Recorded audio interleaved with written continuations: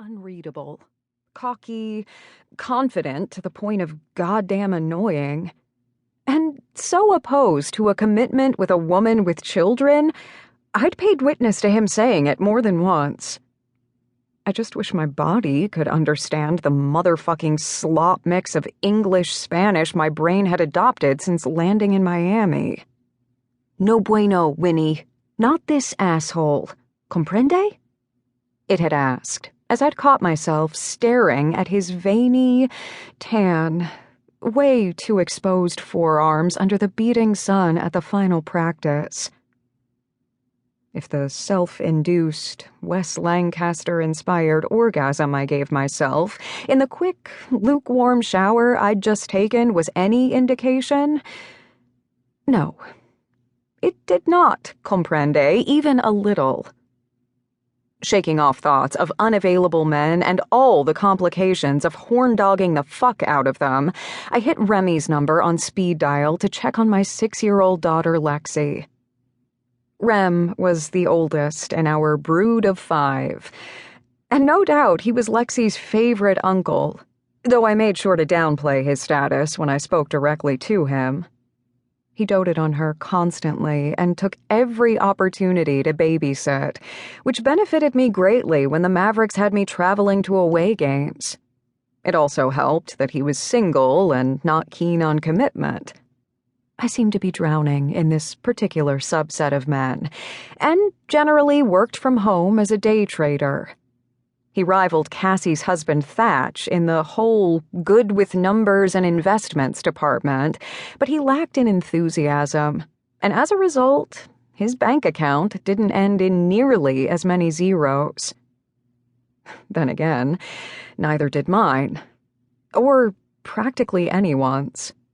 Hey, little sister, he greeted on the second ring, outing himself spectacularly as the Billy Idol superfan he often tried to hide.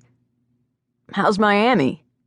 Hot as balls, I groaned, trying to silence White Wedding as it droned on uninvited in my head. The Florida heat makes me thankful for the urine-dyed snow of New York. He chuckled.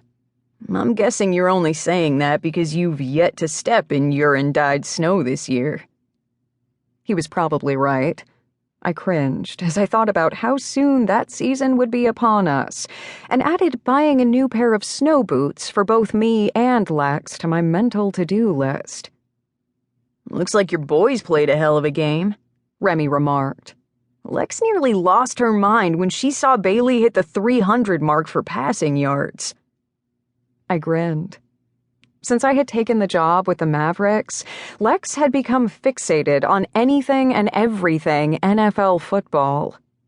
Her little brain had been relentless in its task of absorbing every single stat like a greedy sponge.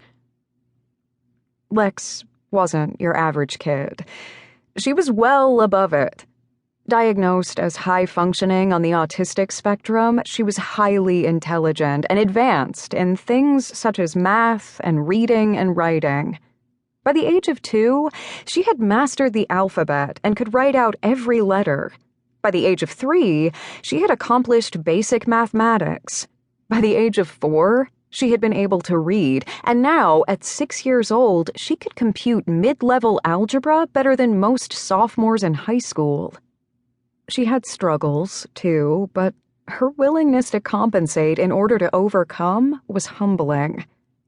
There was no doubt about it. My daughter's brain was an amazing thing. So, how late did you let my daughter stay up tonight, Rem?